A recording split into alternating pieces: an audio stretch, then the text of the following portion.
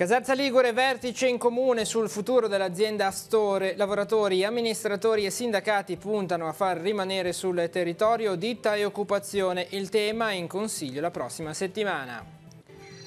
Il Parco dell'Aveto investe sulla rete dei rifugi. È archiviata la stagione estiva 2018, programmati diversi interventi per potenziare e valorizzare ulteriormente le strutture ricettive.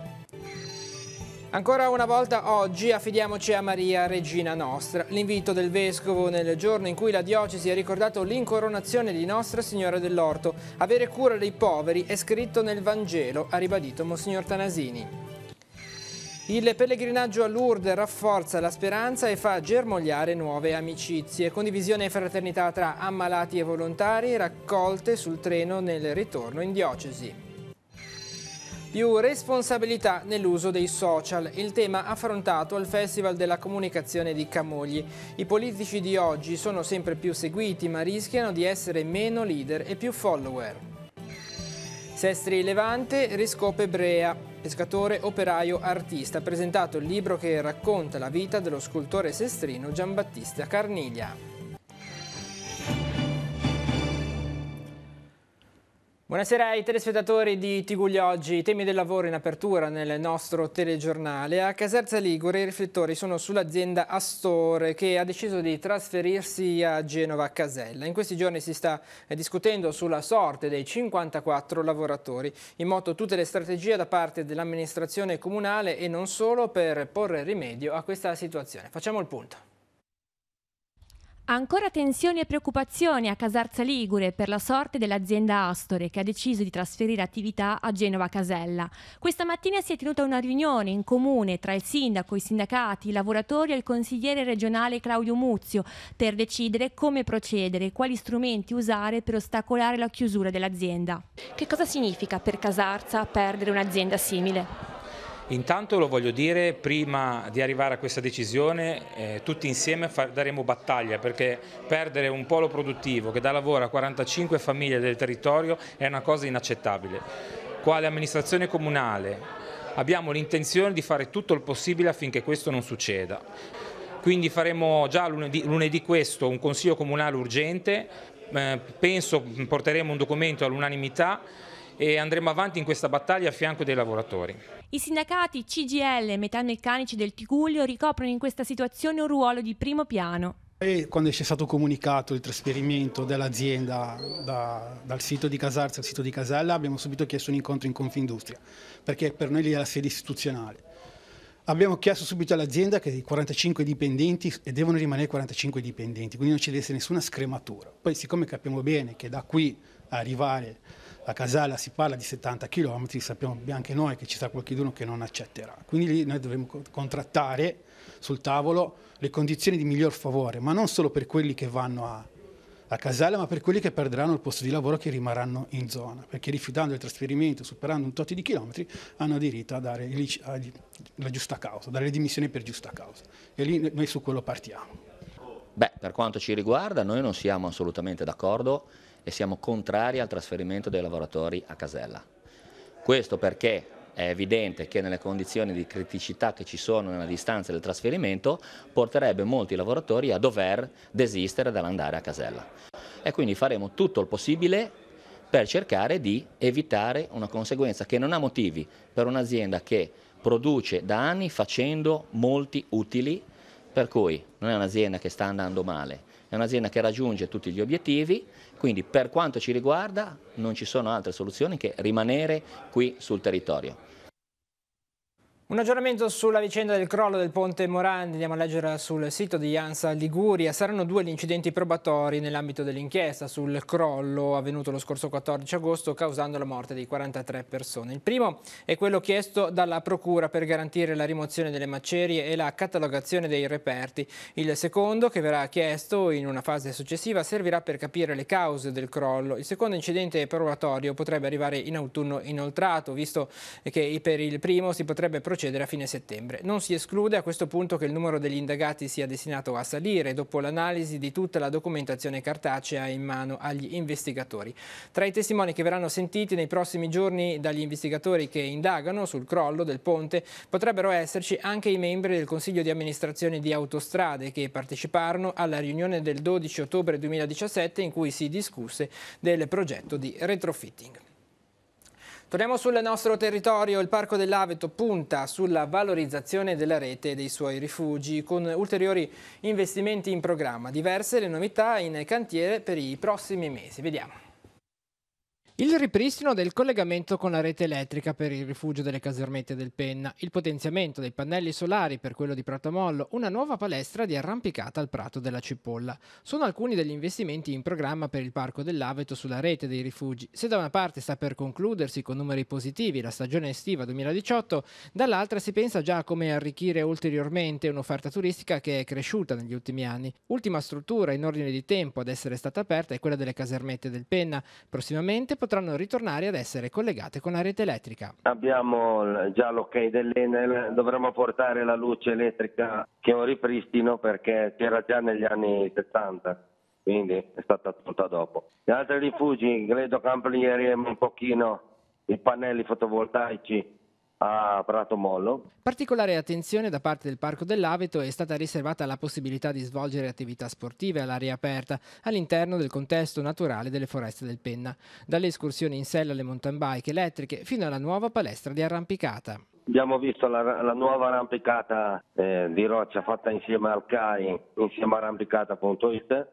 Ne abbiamo in progetto una anche come comune di Santo Stefano al Tente della Cipolla. Tra gli altri siti rivalorizzati negli ultimi anni c'è stato quello archeo-minerario di Gambatesa. In attesa che la zona venga inglobata in quella dell'area parco, si sta preparando la gara per la sua gestione, fino ad oggi affidata alla Schimine. Dovremmo continuare, grazie alla gara che faremo entro fine anno, per farla gestire a Schimine, spero per me, perché noi ci stiamo trovando bene. Comunque la gara pubblica che poi ci porterà a fare nuovi investimenti con un gestore definitivo. Complicato intervento di soccorso questo pomeriggio a Portofino da parte dei Vigili del Fuoco di Genova. Un gruppo di sommozzatori, accompagnati da un diving, stava effettuando un'immersione nella grotta della Colombara. Giunti dal lato opposto, in un sifone a cielo aperto, 3 di essi, una ragazza genovese e 2 ragazzi di Alessandria, non se la sono sentita di tornare via mare per via della forte risacca e della scarsa visibilità. È stato così lanciato l'allarme, la Capitaneria di Porto ha avvisato i Vigili del Fuoco che hanno inviato sul posto in prima battuta i sommozzatori e i soccorritori acquatici con la motonave. Valutato il rischio e la possibilità di intervento via terra, il capo squadra ha richiesto l'intervento dei SAF, la squadra speleo alpino fluviale. 2 uomini sono arrivati via terra e 1 con l'elicottero drago. Lasciati al di sopra del pozzo si sono calati sino a raggiungere i 3 sub in difficoltà. Sono iniziate le operazioni di recupero via terra, paracando in zona sicura con le funi prima i ragazzi e successivamente il materiale subacqueo. Tanto spavento per i 3 giovani che fortunatamente non hanno riportato conseguenze. Nei prossimi giorni a Rapallo partiranno i lavori di restyling di Piazza Molfino che sarà pedonalizzata. I tassisti saranno sistemati in modo provvisorio in Piazza delle Nazioni. Non tutti i tassisti sono contenti di lasciare l'area occupata davanti alla stazione ferroviaria e sperano in un compromesso valido per entrambe le parti coinvolte. Sentiamo.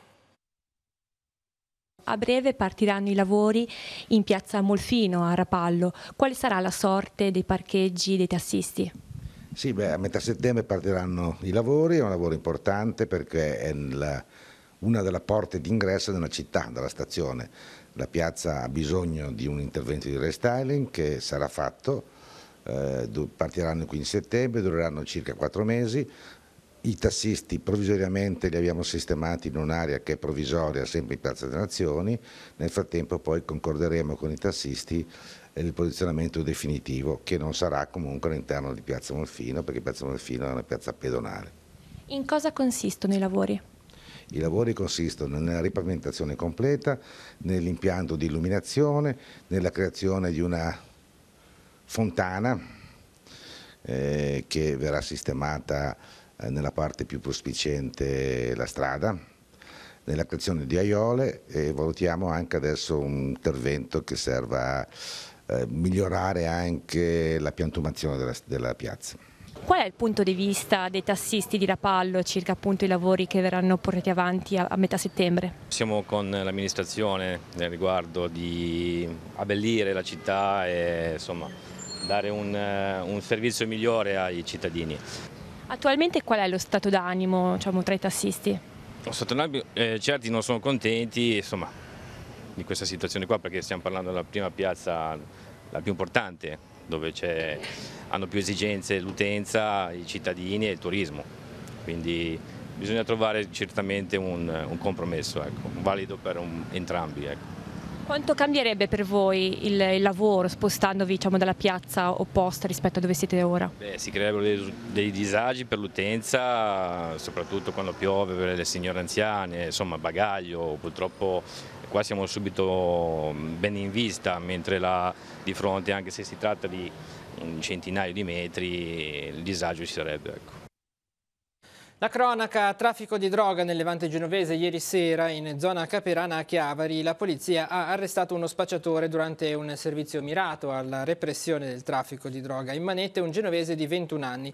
Durante un appostamento in abiti civili nelle vicinanze del campo sportivo di Caperana, i poliziotti hanno notato una vettura parcheggiata poco distante alla quale si sono avvicinati due giovani che dopo una breve conversazione con il conducente si sono allontanati con fare guardingo. Fermati poco dopo, i ragazzi sono stati trovati in possesso di una confezione con 1,27 grammi di hashish.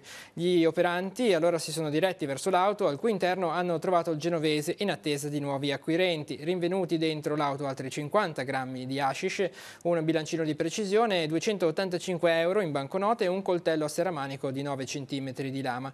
La perquisizione domiciliare del 21enne ha permesso inoltre di sequestrare un altro bilancino di precisione, 2.670 euro, sempre in piccole banconote, 83 grammi di marijuana e nonché una serra artigianale in legno costruita con appositi bocchettoni e lampada alogena all'interno. Vediamo proprio la foto. Dai messaggi memorizzati sul cellulare dell'uomo sono emersi frequenti contatti, soprattutto nelle ore serali, con assuntori e piccoli spacciatori. Ancora cronaca che andiamo a leggere invece sul nostro sito teleradiopace.com. I carabinieri di Genova Maddalena hanno arrestato per spaccio di droga e detenzione di monete contraffatte uno straniero di 19 anni residente a Chiavari. Il giovane senza fissa dimora e con precedenti è stato sorpreso nel centro storico genovese mentre cedeva 13 grammi di marijuana in cambio di 50 euro ad un 55enne genovese, il quale è stato segnalato successivamente alla prefettura in qualità di assuntore. Il 19enne arrestato inoltre è stato trovato in possesso di una banconote da 50 euro risultata contraffatta, droga e soldi sono stati sequestrati. Veniamo ai temi di carattere diocesano adesso. Oggi la Chiesa di Chiavari è in festa per la memoria dell'incoronazione di Maria Nostra Signora dell'Orto. Questo pomeriggio in cattedrale la messa presieduta da Monsignor Tanasini. Da parte del Vescovo l'invito ad affidarsi alla Madonna e avere cura dei poveri e degli emarginati, così come chiede il Vangelo. Ha detto, sentiamo. Ancora una volta oggi affidiamoci a Maria, Regina Nostra, colei la quale chiede al Figlio di benedirci prendendogli la mano. Nel giorno in cui la diocesi ricorda l'incoronazione del quadretto di Nostra Signora dell'Orto, avvenuta per mano dell'arcivescovo di Genova, Monsignor Giovan Battista Lercari, l'8 settembre 1769, Monsignor Tanasini ha chiesto alla Chiesa di Chiavari di seguire Maria, donna umile, piccola e povera, nel suo percorso di santità e di fede. Noi vogliamo che questa corona dica espressamente la nostra devozione, il nostro totale affidamento, e noi ti seguiremo come si segue una regina, ti seguiremo sulla strada del Signore. Monsignor Tanasini ha poi focalizzato l'attenzione sull'invito al coraggio, quello che la parola di Dio dona ai fedeli in giorni di smarrimento e di fiducia, quello che Gesù, nell'episodio del Vangelo in cui guarisce il sordomuto, dona all'uomo di oggi. Ed è facendo riferimento poi alla seconda lettura, la lettera di Giacomo, che il Vescovo ha ribadito l'invito per i credenti a vivere ogni giorno l'attenzione verso i poveri e gli emarginati. Non potete trattare il povero come una persona da scartare, da mettere da parte, ha ribadito riprendendo le parole dell'Apostolo. Sento che molti hanno fastidio perché Papa Francesco richiama a queste parole, perché Papa Francesco chiede di essere attenti ai poveri, di essere accoglienti. E c'è in queste parole, da queste parole nascono disagi, confusioni, accuse. No, fratelli. Prima di Papa Francesco ha parlato Giacomo l'Apostolo, ha parlato Paolo l'Apostolo. Questo è il Vangelo. Non è una posizione ideologica, non è una posizione politica, è il Vangelo puro e semplice, è la parola del Signore. Pensiamoci bene, pensiamoci e confrontiamoci con questa parola. Solennità di Santa Maria di Nazareth, oggi titolare della parrocchia di Sestri Levante, alle 21 la preghiera del Rosario meditato. Domani, giorno della festa, messa solenne alle 11, presieduta dal vicario della diocesi Don Stefano Mazzini. Festa anche nella parrocchia di Nostra Signora del Ponte a Lavagna per la patrona. Domani la messa solenne alle 11 sarà presieduta da Don Federico Tavella. In serata la celebrazione eucaristica sarà alle 19 con Don Stefano Giupponi. Seguirà la processione. La festa avrà ancora un momento importante mercoledì 12 settembre con la messa alle 19 in occasione dell'anniversario dell'incoronazione dell'icona. E si è concluso il pellegrinaggio diocesano a Lourdes. I fedeli hanno fatto ritorno a casa dopo diversi giorni di meditazione personale e di preghiera. Telepace dedicherà uno speciale sul viaggio venerdì prossimo nella rubrica Noi Chiesa. Durante il ritorno a bordo treno abbiamo raccolto alcune testimonianze. Sentiamo. Sono rientrati a casa i pellegrini della diocesi di Chiavari. Sul treno del ritorno, ammalati e volontari hanno avuto l'occasione di parlare e condividere le loro esperienze. C'è chi è andato a Lourdes per la prima volta, chi da 6 anni, chi da 15, chi c'è tornato con tutta la famiglia. È stato bellissimo come ogni anno, io ogni anno devo venire perché se non vengo sto male, quindi io ho bisogno di venire perché fondamentalmente sono egoista, per cui se non torno a ringraziare la Madonna io sento che ci manca qualcosa. Quest'anno sono stata vice refettorio, quindi ci occupavamo di, oltre ad apparecchiare, anche servire il cibo ai pellegrini e malati. Adoro questo servizio, appunto aiutare i malati e tutte le persone che si trovano a Lourdes. Inizialmente avevo un po' di paura, non sapevo che portare dei malati desse così tanta gioia, perché vedere che una persona è contenta, perché tu riesci a renderla felice, a farla ridere, è un'esperienza da consigliare a tutti.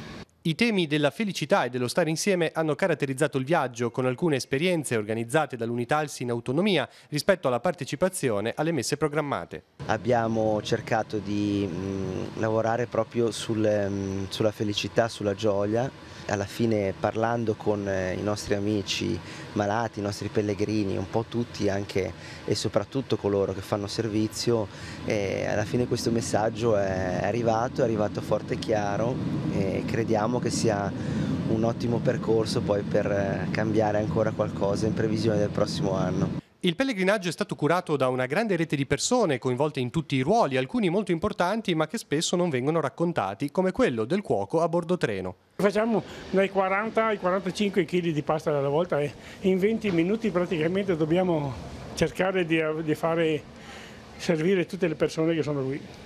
Sono 450 queste qui, che sono poche, di solito facciamo 600, 550, dipende dalle varie sottosessioni. La parrocchia di Pannesi di Lumarzo festeggia domani Nostra Signora del Bosco. Le messe al mattino saranno celebrate alle 9 e alle 11:30. Nel pomeriggio alle 16 la Santa Messa Solenne con la Corale Cantate Domino di Genova. Seguirà la processione accompagnata dalla banda musicale di Sussisa e la benedizione eucaristica. Ed è stata vissuta in un clima particolare quest'anno la festa del Bambin di Praga di Arenzano. Domani ci sarà l'8ª della festa, che ha visto come di consueto la presenza di tantissimi fedeli provenienti da tutta Italia e non solo.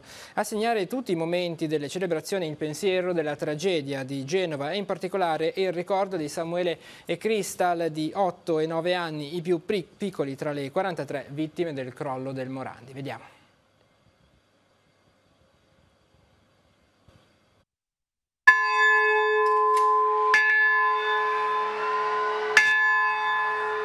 43 rintocchi di campana, uno per ogni vittima del crollo del ponte Morandi. È stato questo il momento più toccante che ha caratterizzato quest'anno la festa di Gesù Bambino di Praga al santuario di Arenzano. Anche quest'anno sono stati migliaia i fedeli che sono arrivati da tutta Italia e non solo, per rendere omaggio al bambinello, a chiedere un aiuto in caso di malattia, a pregare per la pace. Alcuni si rivolgono a lui perché desiderano avere un bambino, altri ritornano per ringraziarlo per il desiderio esaudito.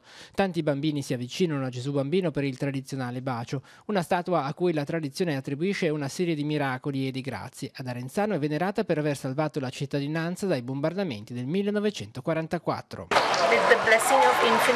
Con la benedizione di Gesù Bambino ho avuto una bimba nel 2011.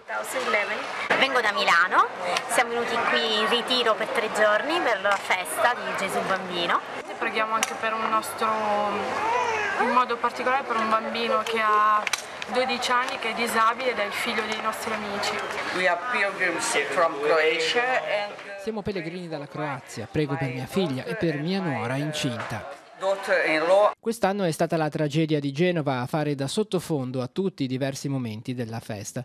Il pensiero è andato in particolare a Samuele e Crystal, 8 e 9 anni, i più piccoli tra le vittime del crollo del ponte genovese. A loro è stato dedicato il concerto di campane e campanini che i bambini e i ragazzi dell'Associazione dei Campanari Liguri e della Federazione dei Campanari Bergamaschi hanno intonato indossando la maglietta Pray for Genova.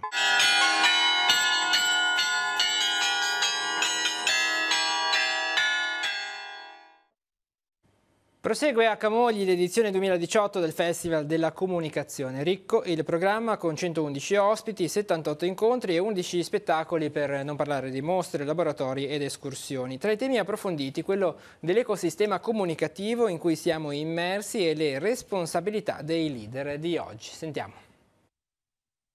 Social e smartphone stanno trasformando il rapporto dei leader di oggi con sostenitori e detrattori. A Camogli ne ha parlato Marco Massarotto, il fondatore di Doing, l'agenzia che tra le altre cose misura, potremmo dire, la leadership digitale. Si è detto certo di due cose. Se da una parte l'uso dei social ha dato grandi numeri e ottimi risultati, dall'altra sta cambiando le regole del gioco. Intanto, ha spiegato, ci sono politici che hanno numeri superiori a importanti testate giornalistiche. Secondo, i social stanno generando ormai una comunicazione che è conversazionalismo spinto, quel linguaggio che porta a polemiche senza fine o a dibattiti duri e violenti. E questo ha contagiato anche la comunicazione politica e la comunicazione dei politici. E dall'altra parte li porta paradossalmente a inseguire il pubblico. E quindi sono dei leader o sono dei follower? Questa è un po' la domanda che ci poniamo, e sono un po' tutte e due le cose. Quando però si finisce per fare un'agenda politica sulla base di quelli che sono i temi e le opinioni del popolo, chiamiamolo così, o delle persone, allora si finisce anche di essere leader in qualche modo, no? Perché il leader è quello che invece guida il popolo, ha una visione della società da proporre, che non è assecondare gli istinti o i pensieri o le opinioni e strutturarle in un programma politico, ma al contrario è formarle secondo una visione, diciamo. La responsabilità dei leader di oggi di fronte alla comunicazione dovrebbe essere enorme, ha proseguito Massarotto, eppure, ha poi lamentato, oggi ci sono persino ministri che diffondono notizie false senza curarsi delle conseguenze e in barba alle più semplici regole del giornalismo. Come si uscirà da tutto questo?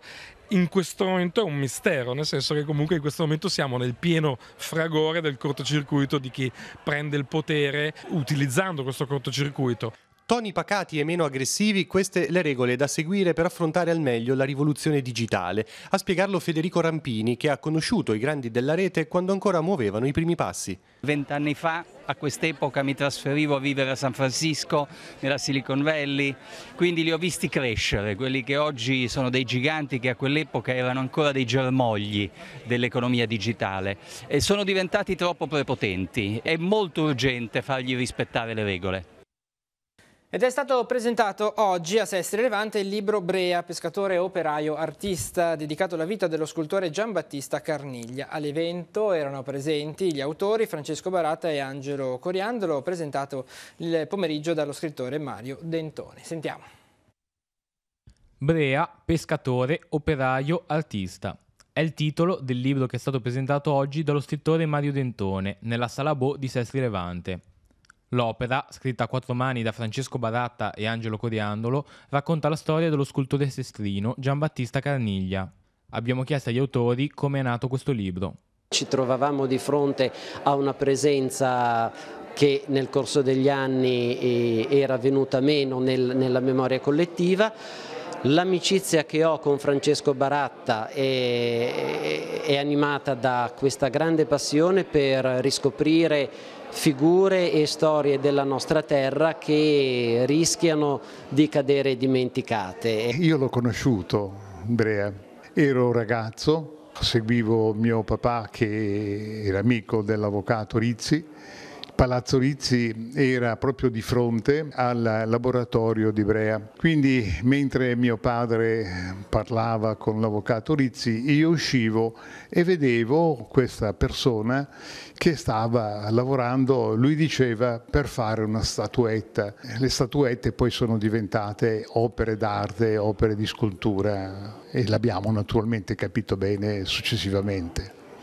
A me interessava, come avevo già detto a Baratta all'inizio, calcare la mia attenzione e soprattutto richiamare l'attenzione della gente su un fatto fondamentale, che fra il 1902 e il 1905, che è l'anno di nascita di Brea, qui a Sestri Levante c'è stato un cenacolo di cultura che non ha avuto pari non solo a Sestri Levante nel Novecento, ma in tutta la Liguria, direi in Italia. Perché noi abbiamo avuto nel 1902 la nascita di Giovanni Descalzo, poeta assoluto.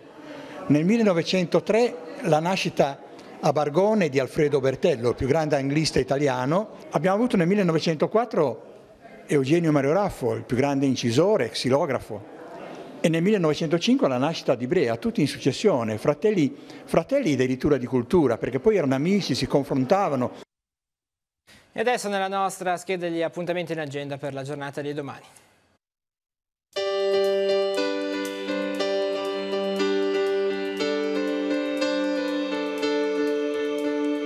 Appuntamenti in agenda per domenica 9 settembre. Mercatino dell'antiquariato a Chiavari, dalle 8 alle 20 nelle vie del centro storico. Primo raduno di scooter organizzato dalla Proloco di Moneglia. Alle 8:30 il ritrovo dei partecipanti nel porto turistico di Chiavari e alle 10:30 la partenza per Moneglia. Alle ore 9, dallo scalo barche Il Deva Marina, si terrà la gara di nuoto Il Miglio Marino. Nocciolando a Mezzanego è la gita al noccioleto gestita dalla cooperativa agricola Isola di Borgonovo. Appuntamento alle 9:45.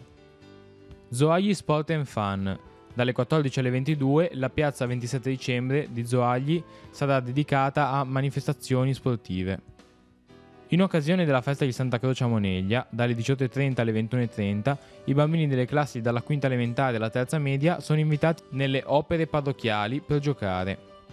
Alle 21, all'Auditorium San Francesco di Chiavari, si terrà la premiazione della 31esima rassegna di teatro dialettale Elio Rossi, a cura dell'Associazione Culturale O Castello. E infine, nell'ambito dell'International Music Festival, alle 21:15 nel Teatrino Comunale di Portofino, Maurizio Moretta si esibirà al pianoforte.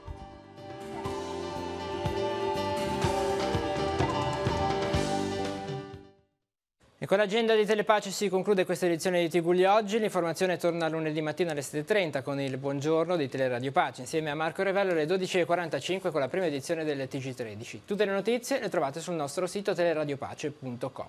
Grazie per essere stati con noi, buon proseguimento di serata, buona domenica.